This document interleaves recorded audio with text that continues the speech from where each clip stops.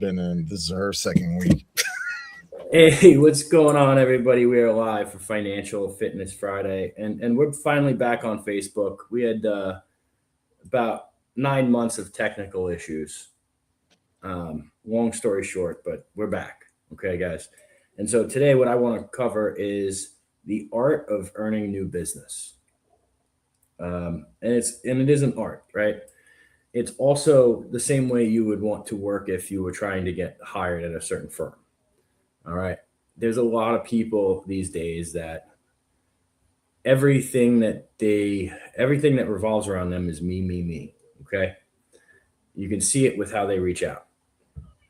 Um, I've had a couple people ask for jobs, beg for jobs, but they don't demonstrate or take initiative to, hey, this is what your show looks like now. This is what it can look like. Or, marketing. Hey, here's the game plan, right? Basically demonstrating that you are an expert and you can do what that team needs you to do.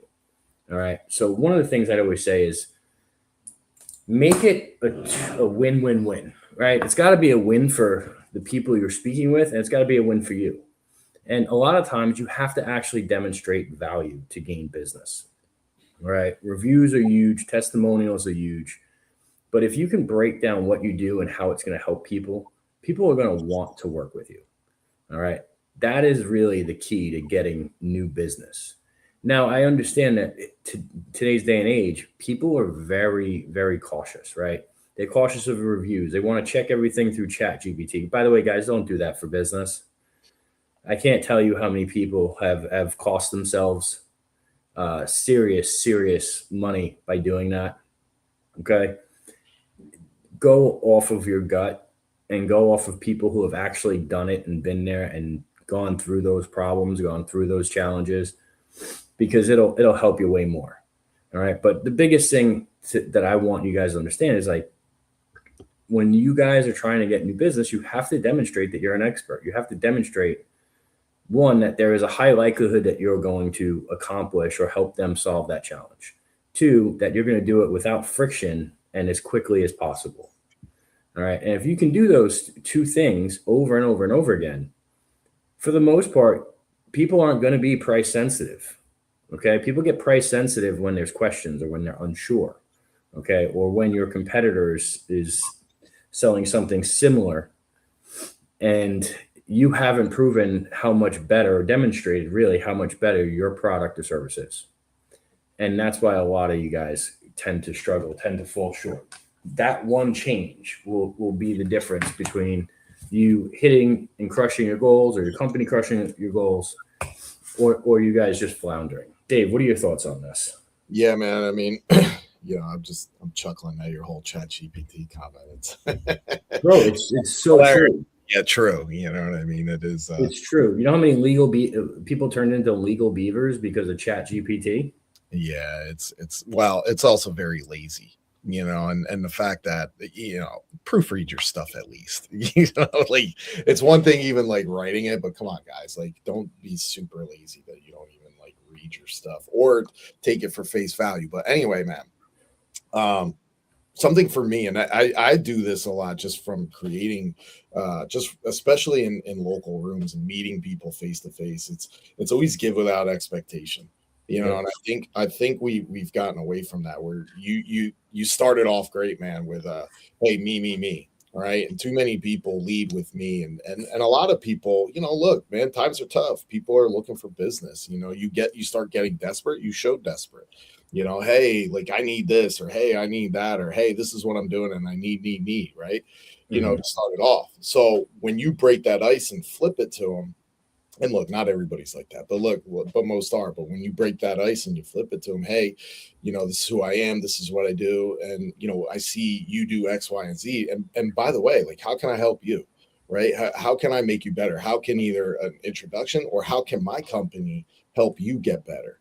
Right. And when you start giving and give everything, when you give and you tell stories or testimonials, or hey, this is what I've learned and done along the way, like, you start opening that light bulb. I had an interesting conversation at an event last night with a guy who does financial coaching from Dave Ramsey's perspective, but that's neither here nor there. But at the end of the day, I spoke to him about credit stuff involved with that. I said, hey man, like I get it. A lot of that stuff you teach people, it's habitual, it's all habits. But what are you helping them? Obviously, not to get in that habitual trap again, but to move forward. Because listen, nobody's gonna buy a house in all cash. Like I don't care what you say, I don't care what he says. It's not possible. Okay. So what are you doing to help? It is possible. But it is, but for most people, and you're losing out on tax advantages. Right. But for most people, they're not going to buy a house in cash, right? You know what I mean? Yeah. So it's what are you doing to help guide them along the way? And I started showing him a presentation I did the other day, and he was like, wow, this is awesome. Some of these things. So, I said, I get it. You're setting yourself for people for getting out of the trap, but think a little bit further ahead as to what else you can help them with. I spent that conversation with him with 20 minutes. I guarantee you there's going to be a point in time that today I'm going to reach out to him again. And I know we're gonna do something together. I know I'll probably speak to a bunch of his people. And I don't know where that will lead, but that's leading down the road. You're 1 or 2 degrees of separation then from something else by giving things away like that. Yeah. I'll give you a great example of what I get a lot of. I get a lot of people reaching out. 1 of 2 things. They want to edit and promote my podcast without demonstrating any type of value, right? I probably get 3 or 4 of those a day. Very annoying. Very, very, very awful pitches. It's nonstop. And sometimes they come up and they try to constructively criticize something and to backdoor their way into the sale. That's not a good pitch. Also, I had someone the other day, somebody that I've done business with before, has a new product service that they're rolling out. Hey, can you check over my offer? Let me know what you think. Oh, motherfucker, like you want me to check out your website. Why? What's in it for me? And you after talking with them, you realize it's like a backhanded pitch, right? Like this sneaky pitch doesn't work. And guys, people that really, really value their time, when you sneaky pitch them, it just turns them off. Right. And you're going to burn that bridge or burn that relationship. 2. It's either the back door or the elongated story with it. Yes. Yeah, dude. And, or this one's even worse. I don't like it. And honestly, if you do it, I think you're a clown.